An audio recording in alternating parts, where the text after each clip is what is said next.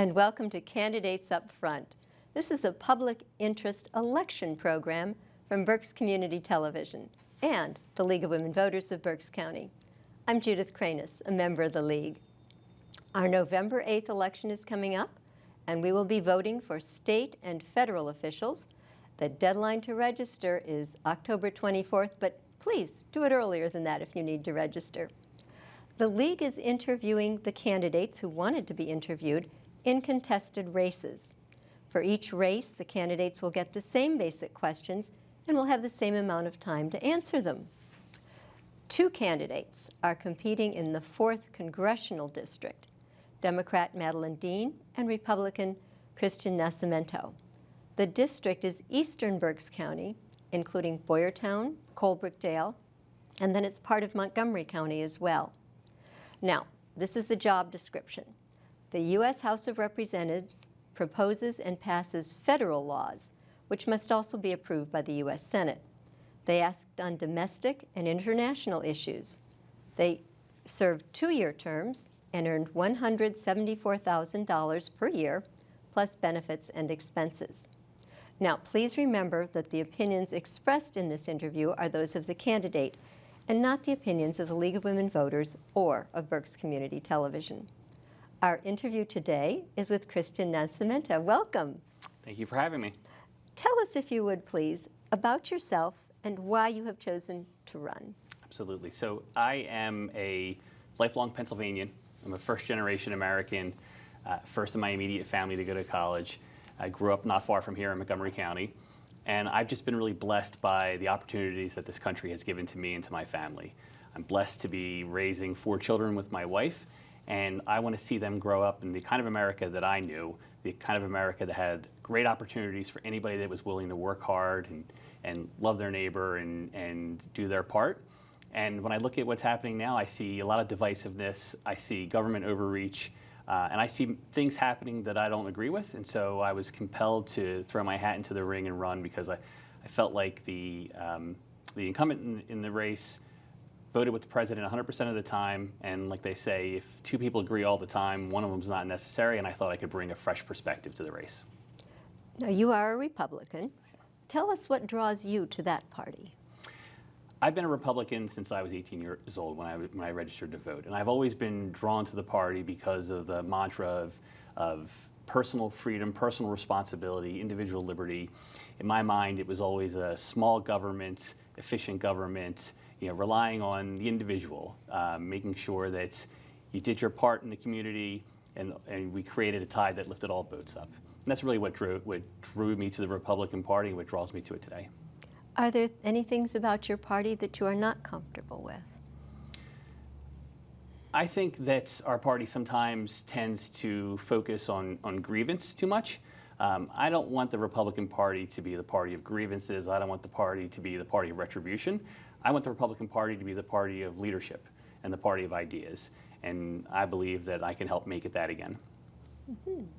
Now, once you're in Congress, your party will always want you to vote the party line.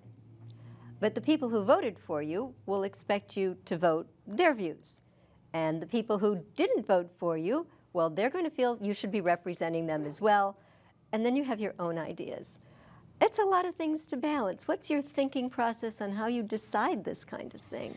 It is a lot to balance, and you'll never convince any of those constituencies that they're wrong.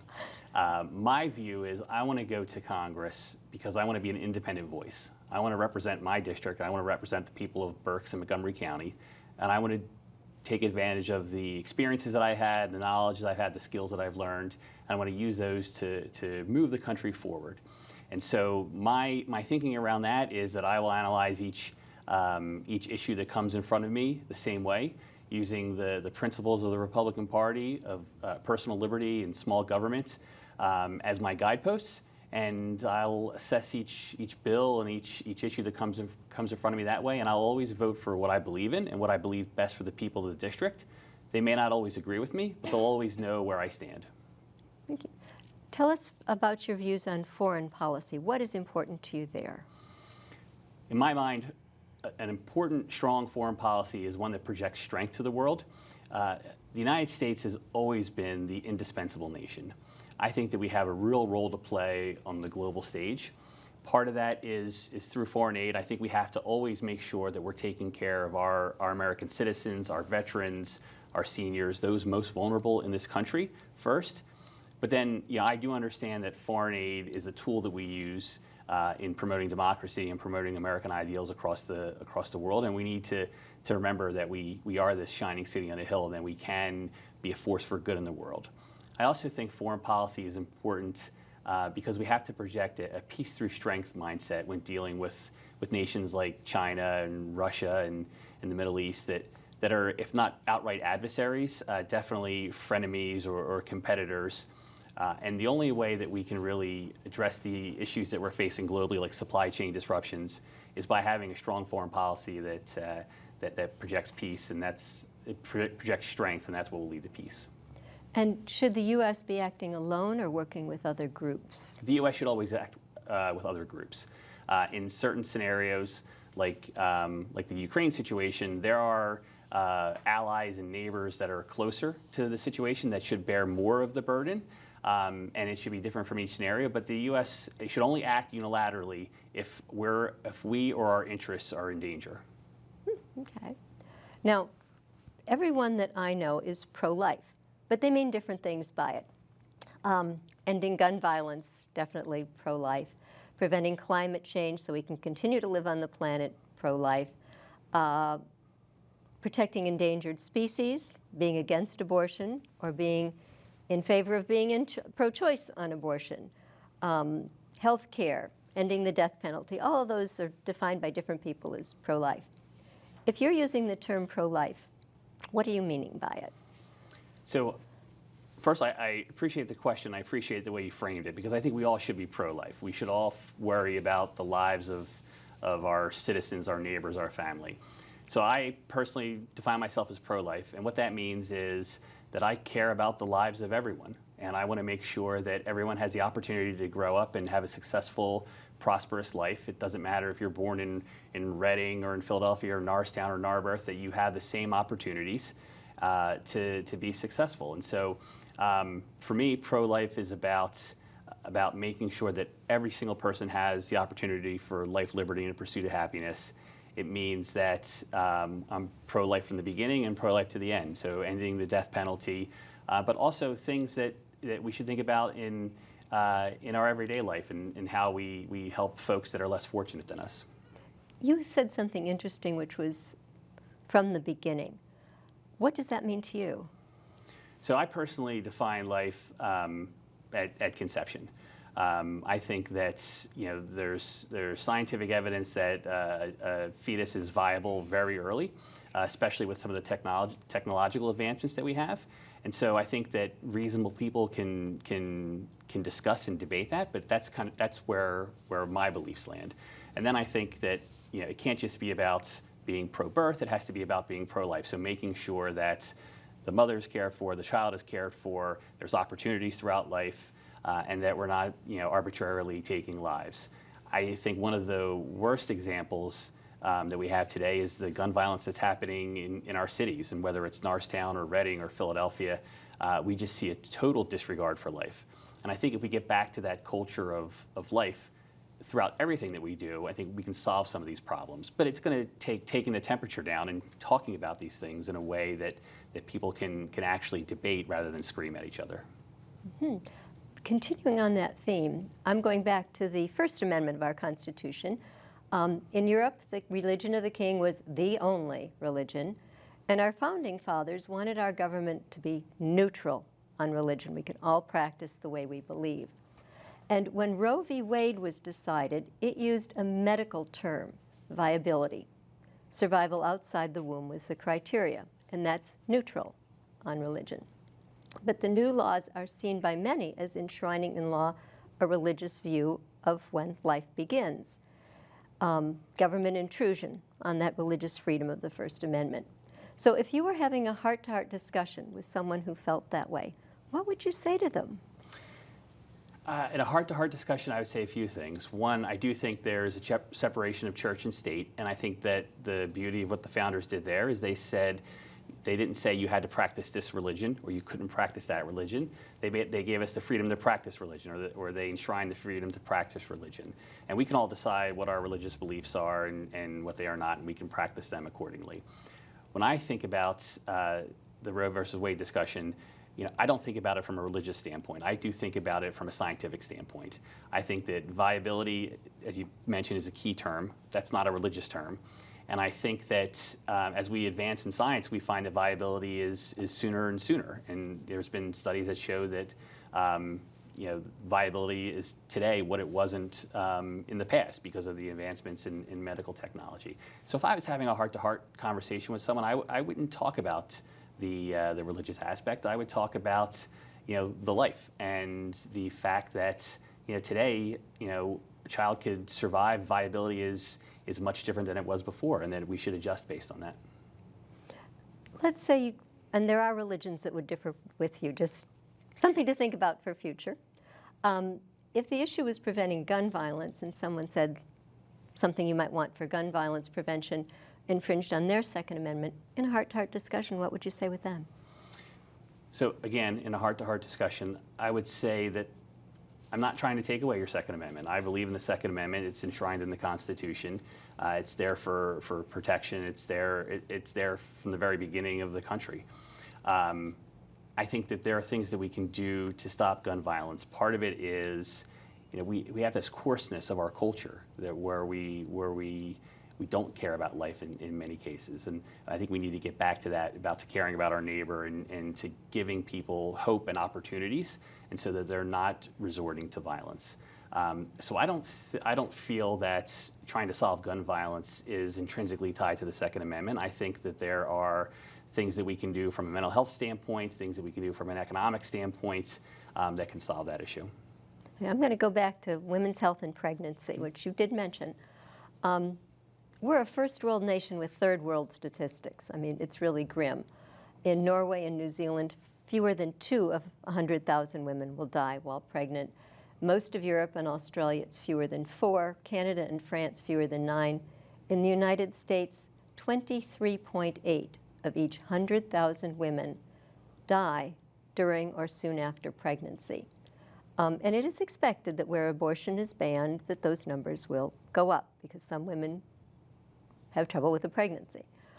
Should our federal government address pregnancy death rates under the constitutional preamble that the job is to protect the general welfare?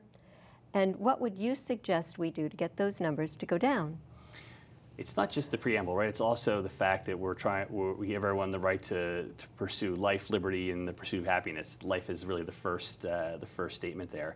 I'm not familiar with those statistics, so I'll certainly look into those. I would, in my view, again, if you're considering yourself pro-life, you have to be pro-life across the board, and it can't just be about being pro-birth or anti-death penalty. It has to be about making sure that we've got a health system that's taking care of everyone. And so the way that I would attack this is I would try and understand what's causing those deaths, and then try and find solutions around that. I'm just not familiar enough with what's causing them to be able to answer that specifically. Well, if you're willing to do some research, maybe you could put something on your website. Absolutely. And voters, you could only have to go to Vote 411, type in your address, and you'll get a link to his website, and you can find out what he's saying on that. It'd be great. Let's go back to the gun violence issue. I learned recently that it costs us $557 billion annually just to deal with gun violence. And that includes outfitting and training first responders against new and improved weapons, retrofitting buildings to add security, which they'll have to do again and again, and health care. And 96% of gun violence-related health care is shouldered by Medicare and those U.S. employers through their health insurance plans. That's huge. And it's inflationary, which is a topic we haven't discussed yet. Should Congress act on this issue, and what do you feel Congress could do that would decrease those costs so we have the money to spend on some of the other things you're concerned about? Right.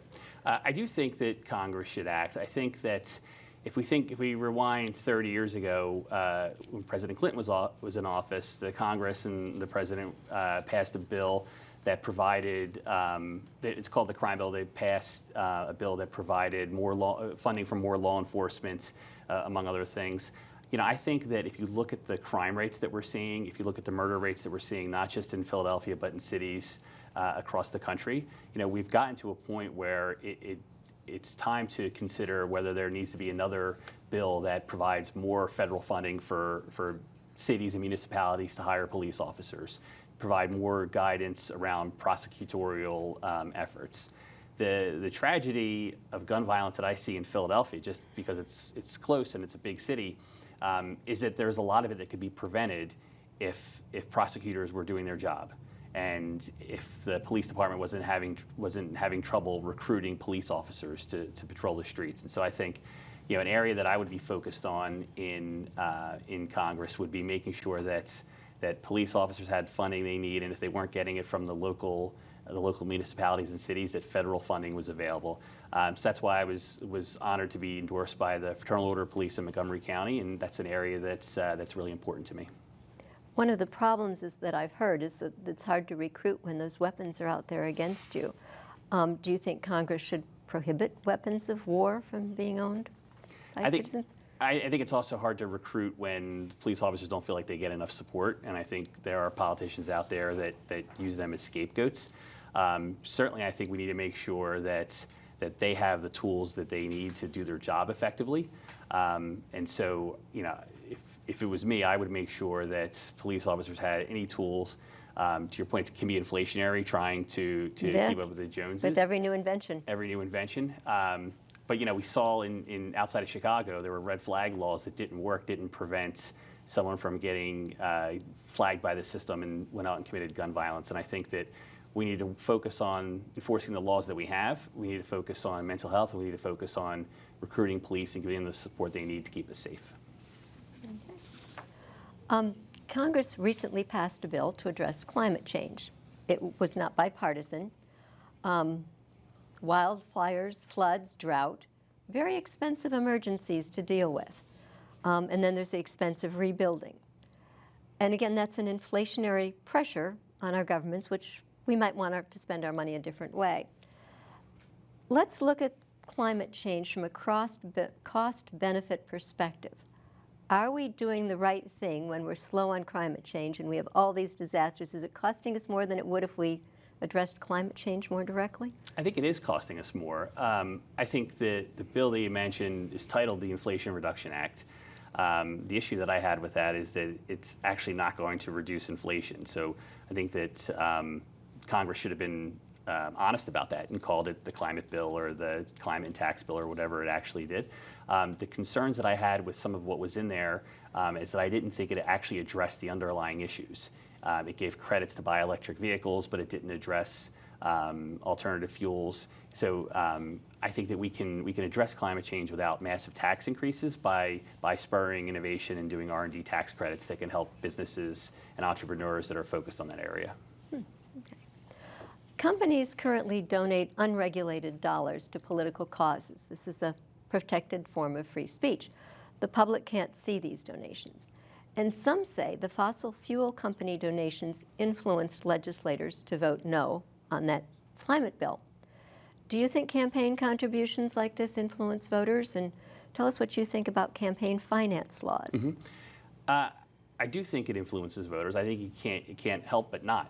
When candidates have millions and millions of dollars, they can put whatever message out that they want.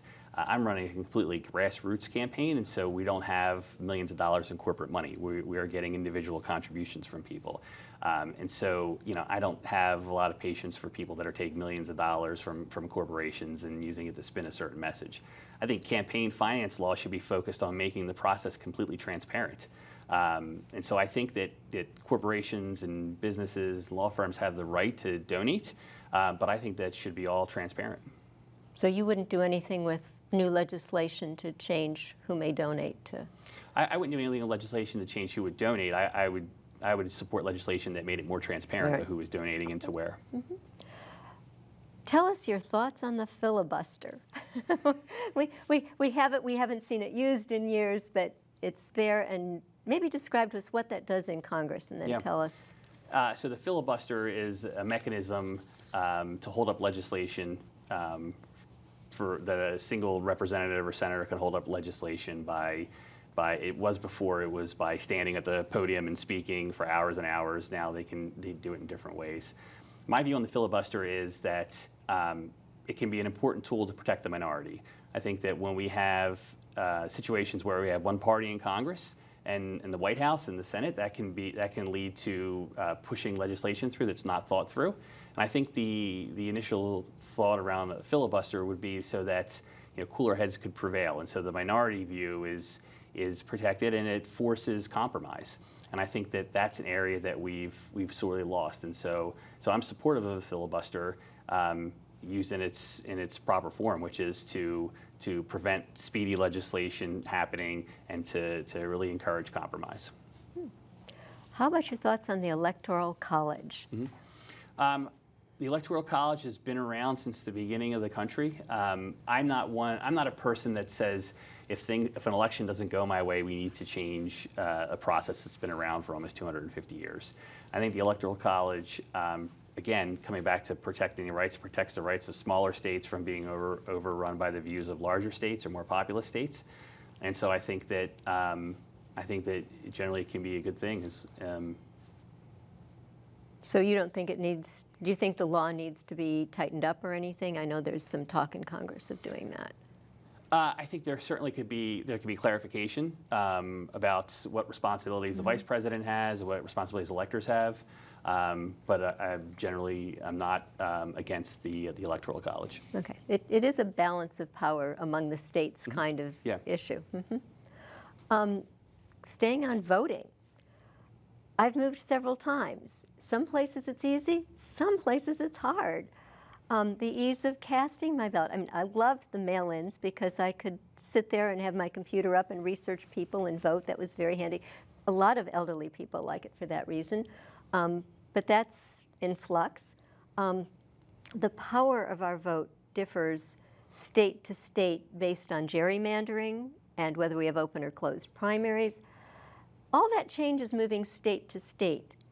As critical as the vote is to our American democracy, do there need to be some federal standards that protect our vote no matter where we live? So it's an interesting question. We really don't have an election. We have 50 different elections in the 50 different states and commonwealths, and they're all administered differently by the different counties. We've seen here in Pennsylvania, different counties have handled things like curing ballots with return addresses differently over the past year or two. From a federal standpoint, I would be in favor of a national voter ID law because I don't think that should be controversial, that someone has to show an ID to go in and vote. I think that there's arguments that it disenfranchises folks, and I think there's things that we can do with technology to make sure that we don't do that. But I'm a proponent of giving everyone as much opportunity to vote as possible because from my own standpoint, I'll just go out and win their vote. I'll go out and push my ideas, and so I don't believe in disenfranchising any group. I don't believe, though, in the way that Pennsylvania has deployed mail-in ballots. I think that I believe that if you need a ballot, a mail-in ballot or an absentee ballot, you should be able to request it. But I am not in favor of large-scale mailing ballots out to every single person, just because, as we've seen in this election, a candidate could have a medical issue, and if somebody's already voted for that person, they could have thought about voting for somebody else.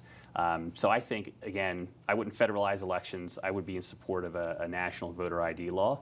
But I think there are things at the state level that the state legislature and gubernatorial candidates should be addressing. Our founding father, Alexander Hamilton, he of Broadway fame recently, he fought for and set up the Federal Reserve Bank to set monetary policy. It's not in the Constitution, but it is the driving force in handling inflation. So inflation is not a problem that Congress can particularly solve. Therefore, we haven't asked you how you would solve it. But that said, should Congress consider the inflationary or deflationary aspects of bills that it considers? I believe they should. Congress may not be able to solve inflation, but I certainly think they can exacerbate it and they can make it worse. And I think we saw that with the American Recovery Act. I think that the increased spending at that time exacerbated the inflation that we were seeing coming out of COVID. And so I think that Congress needs to think about the inflationary aspects of every single bill that they pass, especially at a time like now where we have record high inflation, 40-year record inflation.